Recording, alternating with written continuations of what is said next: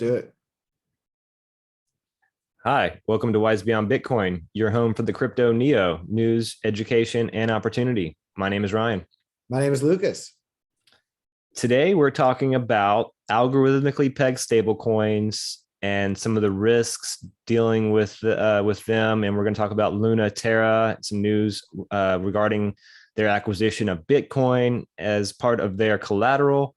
This is not financial advice. We are not here as commercial or legal or any other kind of advice givers. This is just two guys sharing their research. And yeah, we make mistakes, but hopefully you can learn from our mistakes, and this is a we all new learn emerging together. technology. It's a brand new blockchain and crypto and DeFi. It's like if people are just now learning to drive cars and someone says, I'm not a horse and buggy professional. I don't, pretend to be a horse and buggy inspector. I mean, most financial advisors, I don't have any idea what they're looking at right now. I mean, Right. I don't advise in that stuff. And you know what? They probably don't know much about Web 3.0 wallets, which we have playlists here. If you check it out, you're brand new to crypto, you want to get involved. We do have playlists that get through this stuff. We have DeFi tutorials that will walk you through it, where we actually live action show you how to get a Web 3.0 wallet, how to download it, how to send, receive, staking for proof of stake networks, which a lot of things are moving to.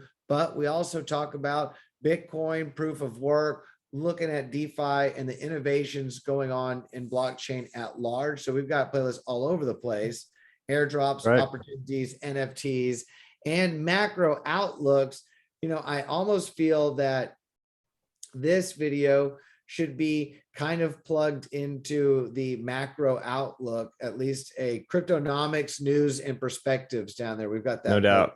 So It's big picture stuff we're talking about. And just to take it further, since we've been involved in blockchain and crypto post the ICO and as DeFi and these things started to really grow and develop, hasn't the stable coin weakness or the Achilles heel of stable coins, that's been a recurring fear and topic throughout blockchain and crypto. I mean, it used to be, you'd see many videos all over YouTube about USDT tether, the tether risk, and if tether were to crumble, what would happen? And so there's been a lot about stable coins and crypto. And we have other videos that we're going to make another video on stable coins in general and where they actually fit into blockchain and crypto, because not everything is immutable and as decentralized as everything else. But with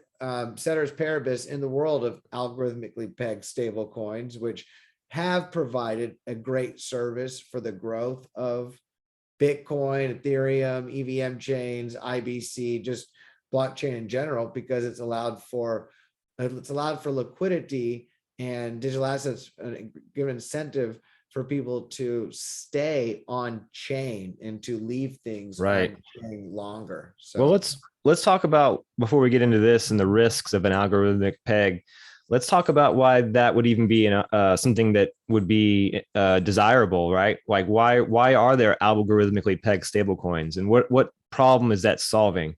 And I'm going to answer my own question. So you can compare this to like a Tether or a USDC, where instead of where those projects actually have dollar assets held on as collateral at institutions somewhere, right? So Tether has a bank that they have treasuries and different bonds and corporate paper and various dollar denominated assets that they have in a certain amount, and that's been that's verifiable. That's their collateral, right? That's the basis that they can issue a certain amount of Tether and have a certain collateral backing. The risk with that model is that, well, imagine if there was a change, some kind of change in the regulations, or such that was no longer legal. Those assets then could be, that whole thing could be shut down, right? You get regulatory changes. You could have issues with just the control that foundation would exert over that project by having all that money, all that collateral in one place. It's a point of failure.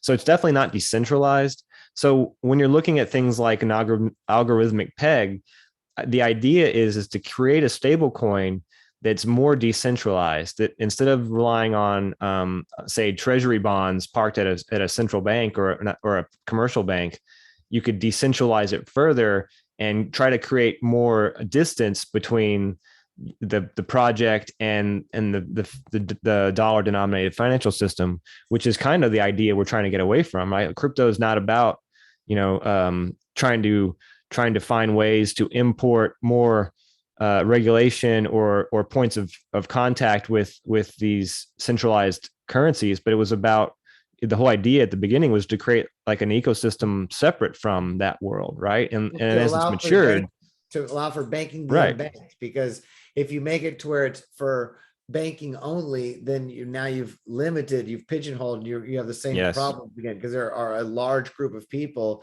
that can have access to decentralized finance, can have access to interest bearing right, digital assets, can have without those limitations. So by superimposing traditional mechanisms onto this new emerging decentralized system, it would create another kind of class warfare of benefiting at the expense of others. So and it's centralizing too, right? it's centralizing. And think about this. I mean, I'm positive, I've already foreseen, I can easily see with a Tether or a USDC, if regulations come out and say, and they're centrally quartered in a certain nation, that, well, to prevent crime and money laundering and all these horrible things, we need to AML KYC anyone who uses this pegged to our national currency. Then Sure. they'll say, okay, sure. And they're centralized. So if you don't submit for the new coin being dished out, then your coins won't be worth anything. And they, at the moment, that's why things like Bitcoin that are decentralized, that's why those are often valued. The blue chips, right? The blue chips, Yeah. they're not as arbitrary where someone can't come back and say, oh, you know what, we're going to shut off this wallet, or So that's the purpose behind the algorithmic peg. It's to create a form of stable coin that has its own internal peg. It's not something that's tied to a centralized account with a dollar denominated asset, right? It's pegged in a different way. So let's talk about that, and maybe we're going to get into that peg and talk about how it works and what are some of the risks that could come about through that model. Before we jump into those details, I want to start on the simple, and I think maybe it's probably something most people have heard about if they're following the Terra USD, Terra, Luna Terra ecosystem. They might have heard that recently Do Kwon has made a large the Luna Foundation has made a big purchase of Bitcoin at the tune of $10 billion. And this is going to help backstop Terra USD. It is going to be an amount that can be held as a reserve asset, which it will be able to be sold if there are some redemption requests that Terra can't handle. If there's some, run of the bank kind of moment going on, then Bitcoin is there to be this reserve. It's a large amount, and that'll help create stability for the UST peg. That's the idea. Now, one of the thoughts that we wanted to address is that $10 billion is a lot of money, and this article kind of highlights that the threat that poses for Bitcoin. That's the main point here, is that if there was a bank run, if Luna needed to redeem and sell off some of this Bitcoin in order to do that, could potentially cause a problem for Bitcoin, right? I mean, that's a large market cap, a large percentage of its daily traded, volume, 10 billion. And would that be a destabilizing event, right? And Lucas, you had some thoughts on that that I think we should maybe highlight. Well, the idea is that I think it's being overblown. The reality is that a lot of these trades are done over the counter. They're not done through exchanges. They don't push the price up. How many times have we heard Michael Saylor or El Salvador Whole Nation, purchases, acquires more, Kathy Wood, all the time, right, we hear about large purchase of Bitcoin, and the price of Bitcoin goes down or sideways. So we already see that there's a lot of price action doesn't happen. And that's why we always say the short run markets can be irrational. you're finding a lot of people who are very, very wealthy, when they purchase it, they don't push their own price up. That's not what they want to do. They Right. acquire it. So I would say, and I would also say that the amount, yeah, well, I think that's the main thing. And plus the amount that they're doing, I think they mentioned in the article too, in the grand scheme of the Bitcoin market cap, I don't think would be enough to. Yeah, it's like 1 or 2% of the total volume traded. So here's some facts. $32 billion was traded in the last 24 hours. Rough. This is a dated article by a few days, but you get an idea. It's a rough estimate. And so 10 billion is about a third, a little less than a third of that number. So, we're looking at like 1 to 2% of the total trading volume could potentially be, liquidated and needed to be liquidated to back up this peg. And clearly that's not a market moving number, right? So I think your point is true that, yeah, this is, somewhat of a threat, but it's definitely not something to be worried about. And giving all the other things that happen that don't move prices, why should this be any different, right? It's almost like if this did move the price, then know that there are some other things happening in the background that's really pushing the price. And this is just the news that's being pushed out on front. But I would say overall, this is good news.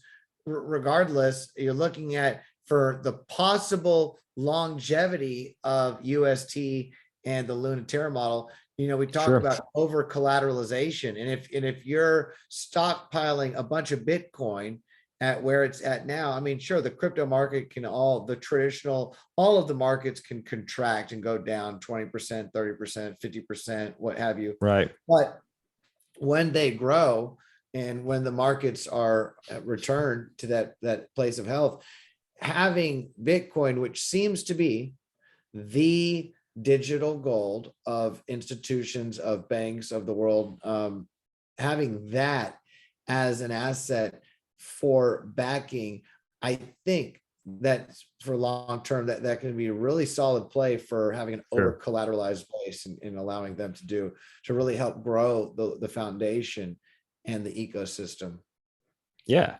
So let's dig into the peg, right? That's kind of the meat and potatoes of this thing, is that we're talking about buying Bitcoin to stabilize Luna Terra, to maintain the peg, to support the peg. And so one of the natural questions is, well, why do we need to do that if there's this algorithmic peg? Or why is there a depeg risk that we should be trying to mitigate at all, right? What's that all about?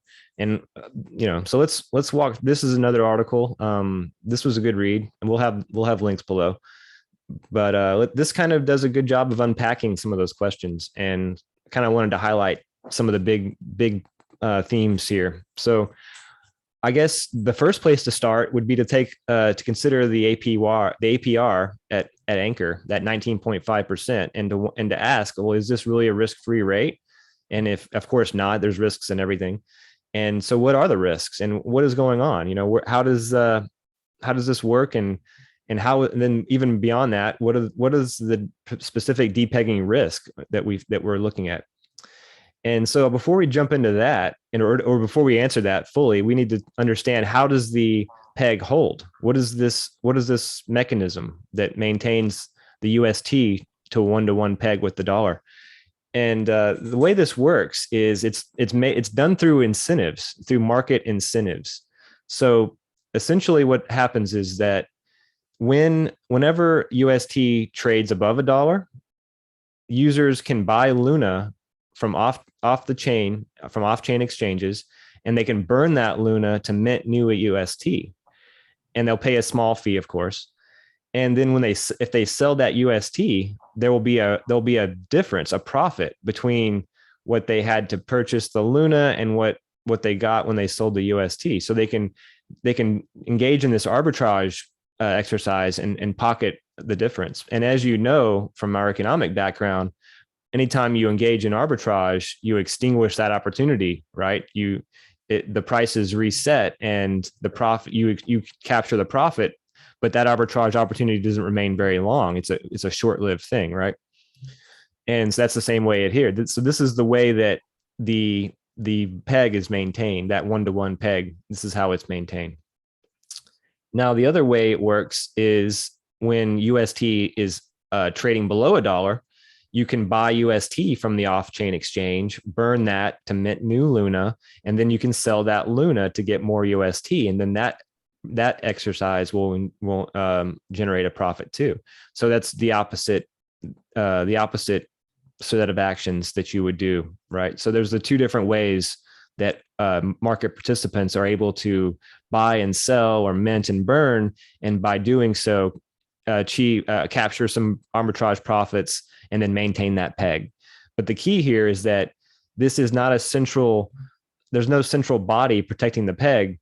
It is something that is relying on a decentralized coordination of market participants, people responding to incentives. The game theory, it's the incentives. It's saying, hey, there's an opportunity right now. You can buy Luna on this exchange, sell it over here off the market. You can you can do the opposite. Vice versa. Yeah. Right.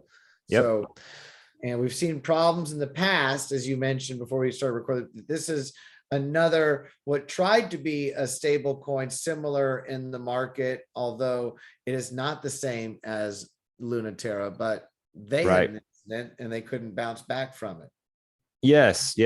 So Iron Titan was a very similar kind of peg, the same kind of idea. Differences, a little bit of difference in terms of how what the basket, how it was made up of iron, how iron was collateralized, but essentially a peg that worked the same way. And one of the things Mark Cuban, it mentioned Mark Cuban was pumping it at the time. So don't think just because you see a cryptocurrency on Shark Tank that it's a good, there's right. That's a good point. And so one of the problems with the Titan peg, that one of the reasons why it failed, was that there was this oracle that would capture a time-weighted average price that the protocol would use in order to generate the incentives, right, to keep the peg. Well, this time-weighted average price was not updated as quickly as it should have been. And so there'd be these lags up to about 10 minutes or more where the prices were falling in real time on the exchanges, but they weren't reflected on the protocol. So the protocol could not generate those arbitrage opportunities. So what happened is that the profits disappeared to do the arbitrage trade. And so the incentive disappeared to support the iron market. And before you know it, you had a run on the bank where people were just looking to sell their Titan and to just get out of the investment altogether. And that broke the peg, and Titan went to zero very quickly. And if you were an investor in that, you definitely remember this. I know I do. I had a small amount in it and it was not fun. And but so Luna Terra has a different oracle mechanism. There's I think it takes only about 30 seconds for a refreshed price. So that's something that that's a great advantage. And there's more details here that can be talked about, but that is not the problem with Luna Terra. Is not it's on blockchain. They've got validator nodes, right, and we talk about that ecosystem and staking. So, like you said, it has that not flaw, not a problem. Yes, right. But there are similar events in Luna's history, right? So there's been moments where the peg broke, and this article talks about a couple of them. There was one in May 18th when the peg fell, and then UST fell as low as 90 cents. There was another event at a different period that we're going to get into as well. So there's been multiple moments where the UST peg failed to hold, and one of the main this moment in May is kind of one of the ones that we're going to analyze here. And according to the article, there are three major reasons why the peg failed. The first was this was a moment when there was a bit of a correction in crypto in general. So there was Luna was falling rather rapidly, and at the time there was $300 million in Luna liquidated. And at the time this was going on, there was a price cap of 20 million. of a liquidation cap on the protocol, which meant that the spreads. So the way these caps work is that when you go over the cap, the spread for the to do the swap goes up, right? So the spreads on this particular day went from a normal 2% all the way up to extraordinarily high 8%. And this high spread essentially made it to where the profit for arbitragers was eaten up. And so there was very little, if any, arbitrage profit to be had because of the spreads widening. And that basically captured whatever incentive there was to maintain the peg. So what happened was players in the market lost confidence in Luna and UST, and the pegging mechanism didn't seem to work. And so this creates a self-fulfilling kind of outcome. You get what's called reflexivity in the market, where you think something's going lower, so you sell it, and so it does go lower. And other people expect it to go lower, then they sell, and so the actions kind of increase the direction. They speed up or double down or increase the volume and the degree of the price move. So Luna started to drop, and that became this bank run kind of scenario. Eventually, because of how strong the Luna Terra ecosystem, the community is, the Luna price did stabilize, and then the redemptions subsided, the swaps narrowed, went back to normal ranges, and then the arbitragers were able to come back in and push the peg back to the normal.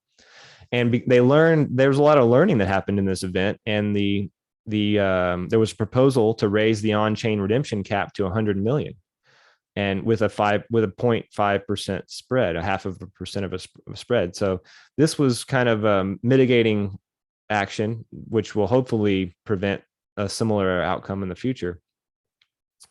But that just goes to show that the kind of thing that can happen, because Luna had a very the demand and the value embedded in Luna was enough for people to realize that those steep discounts that it would make sense to buy Luna, right? And so that kind of halted the price movement. But imagine with a Titan or another token that doesn't have that kind of loyalty and that kind of resilience, right? You could easily see how an algorithmic peg could break down, and it could be, that it could essentially stop and cease to work. Yeah, I don't want to spoil the ending, so I'll let you continue with. But this article, it does go through and explain how the arbitrage opportunity works, why people have an incentive to go in and yes, make the trade, right? There you go. Well, in order for the arbitrage opportunity to actually work, you have to avoid Oracle manipulation. Because imagine if you could game the price Oracle into changing it, and to change it purposefully, then you could actually end up manipulating this arbitrage mechanism and capturing profits risk-free, right? And so in order to avoid this, let's get into before we can explain that, I need to explain the difference between on-chain and off-chain liquidity. So on-chain liquidity would be the liquidity that's in the pools, the liquidity pools on various swaps, which is what Chainlink and what all the oracles feed off. I mean, right? They're connected to the AMMs, the DEXs that you have right all over DeFi, and then in your people's wallets and stuff. But then the off-chain is the centralized exchanges and the other exchanges like KuCoin, Curve, right? So this little section talks about how the on-chain liquidity needs to be lower than the off-chain liquidity to prevent arbitrage. Because if it's not the case, then a whale could, for example, bid up off-chain price of Luna using a very small amount of capital. And if the liquidity were thin in those off-chain markets, that wouldn't be hard to do, right? Because in thin markets, small amounts of capital can move prices easily, right? So you want to have that off-chain liquidity be significant such that you couldn't make a couple trades and drastically move the price on Luna. And the reason you'd want to watch out for that is because then the Oracle that we talked about would capture that that fake price, that manipulated price, and then it would make possible an arbitrage opportunity where you could burn, so for example, burn Luna, mint UST at a much higher Luna price. And the opposite works too. You know, if there was thin liquidity off chain, you could sell and target a lower Luna price, manipulate the Oracle that way, and then burn UST and capture a risk-free profit. So this distinction between on and off chain liquidity is important to understand, just because of that pathway for manipulation. And we're going to wrap. Oh yeah, and the final point, those are two pathways we've talked about where the depegging risk could come through. One is if the off-chain liquidity is not great enough, and the second being if the Luna token or the Titan token or whatever the main token is, if that were to fall in value in a significant way, how that could lead to a rush to redeem or to cash out, and how that widens spreads, which could swamp the arbitrage incentive to maintain the peg, because we're talking about a spread that would widen beyond those profits. So those are the two pathways. Now, the third pathway to the depeg risk is through protocols that are on top of these stable coins, right? So the main thing to think about here would be Abracadabra and its degen box strategy, which allows people to post collateral, generally UST, and then borrow MEM. And then through the borrowing of MEM, you can leverage. There's a leverage strategy where you can continue to kind of recycle ever smaller amounts of your position until you borrow, reborrow, restake, that kind of stuff. And you walk through this process, and you can end up with turning that 20% leverage, 20% APY up to an 120% APY. But of course, this is not free or risk-free or anything. You're highly leveraged. So would there be a small change in UST, like a deviation from the peg? You could easily liquidate the entire investor's collateral, and that would wipe out their position. And this could cause a negative feedback loop. And it's clear that this could destabilize the price of UST as well, because of how people would be wanting to liquidate their positions, right? So, but one of the main takeaways here is that this would really be limited to whatever amount of UST was deposited at Abracadabra. And right, because of the fact, in all of blockchain and crypto, I'm just agreeing with you, because I think this article is overselling it as this huge risk. It's like, how many people in the world of Luna, Terra, UST are out there on Abracadabra looping in, looping UST for MIM? And at the end of the day, what they're not mentioning is that often the borrowing rate changes. You have to check it. It's not always so super profitable to borrow, to deposit collateral for a stable coin and to borrow at another rate, because that borrowing rate could be higher than the payout.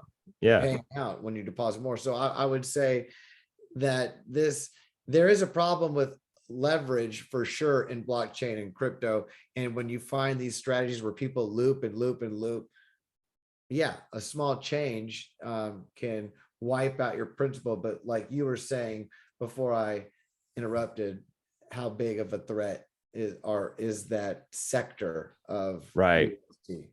Well, we're looking at 4% of the total market cap of UST, 7% of the Anchor's total UST deposit base. So like you're saying, it's not probably going to be the main threat, but it is something just to keep in mind, more for the individual than the protocol itself. Sure.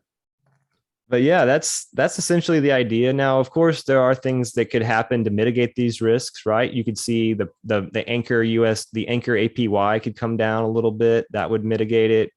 Of course, adding Bitcoin. Adding Bitcoin as collateral changes everything a big time, in terms of how risky this stuff is. And with Anchor offering a 19.5% interest rate on stable coins, there's a lot of wiggle room. There's a lot of wiggle room to come down. I mean, so, and if you think about the long-term health of blockchain, crypto, stable coins, and the growth. As more people understand how to download a Web 3.0 wallet, you realize how many people, it's like, you don't even have to worry about the volatility or the risk of Bitcoin or Ethereum or other cryptos. If you just want to keep it in stable coins, you can put your digital assets in UST and lock it up at an interest rate that arguably is higher than the rate of inflation, at least Oh, for sure. Well, greater than arguably, arguably greater than what's at least recorded, the trade yes. 9%. So the idea, now, this is not financial advice. Obviously, don't put in what you're not willing to lose. All of these are very, very high risk. It's a new technology. It's like cars. Oh yeah, a car would be great with a seatbelt. Brakes would be nice to have in a car too. How about windshield wipers and the headlight and windshield? So Right. we're still in the early build out stages. But when you look at the team, when you look at IBC, the network, the community, Oh yeah, interoperability, the strength, the community behind Luna, and that validation, that Oracle system that is a lot more resilient, a lot stronger. yes. And we're something else we're going to mention that does it say here in the bottom of this article, or was it another article About the Bitcoin reserve? Yeah. Oh yeah. Yeah. It mentions it right here. It says, as of this writing, a new proposal was just published in Terra's research site to deploy Bitcoin reserve to defend the USD peg. It could substantially change the pegging mechanism if implemented. We'll certainly need to come back to this topic. Well, they haven't come back to the topic yet, but spoiler alert, that passed, that happened. And yes. Luna, UST, the foundation acquired $10 billion in Bitcoin. And I would say that is very, very bullish for the long-term health of Luna UST. And, before we run out on this, before we wrap it up, this needs to be mentioned too, is that the use case of UST and Luna is much greater than Iron and Titan. So these are not apples to apples things. And there's things being built on top of Luna and integrating with it that have value embedded in them that will create demand for UST and Luna more than just the kind of reflexive demand you buy for things because they're going up. But this is like real utility, right? We're talking about the payments network using Chai, however you want to pronounce it. There's Mirror, which lets people take positions in synthetic securities. So both those right there are just, that's huge. So there's use cases, that are being built with this protocol that will potentially put a floor, I guess you would say, in a sense, not a price floor, but create like a demand for these things beyond just the flavor of the month kind of stuff you see, So yeah, I mean, anything else we want to touch on before we wrap it up?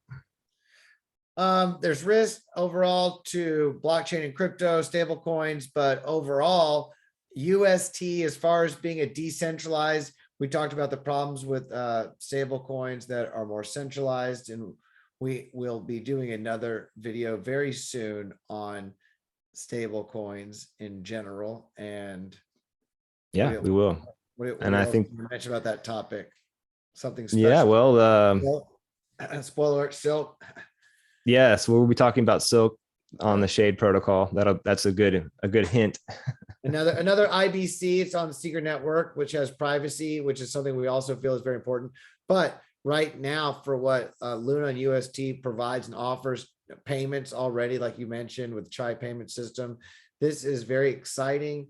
This is one of the blue chips for blockchain. You're looking at they're providing, they're coming in to fill the gap, the problem that years ago people said, well, what are we going to do about these USDTs and USDCs that are centralized and dollar asset backed? That's kind of that's a problem. Loop. Yeah.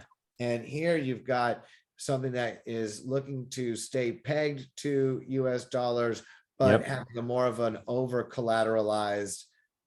And like everything, there's benefits and negatives, I guess, or costs, you would say, to anything, right? So yes, Luna does have these pegging risk channels that we've talked about, but but there are ways of mitigating that, like we've talked about.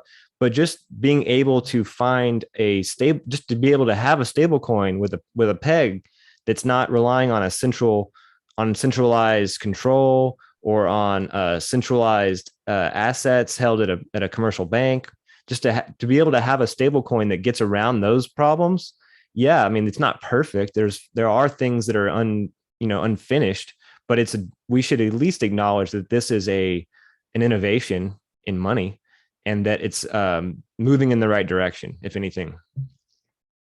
Congratulations to Do Kwon, the Luna Foundation, and on the recent acquisition of Bitcoin for the IBC. And if you're just now getting into it, you know what to do. Subscribe, notification bell. We'll be dropping more content on what's going on with DeFi, Luna, stable coins, Bitcoin, EVM chain, macro. You know what it's all about. Until next time, have a beautiful day. Namaste, y'all. Thank you.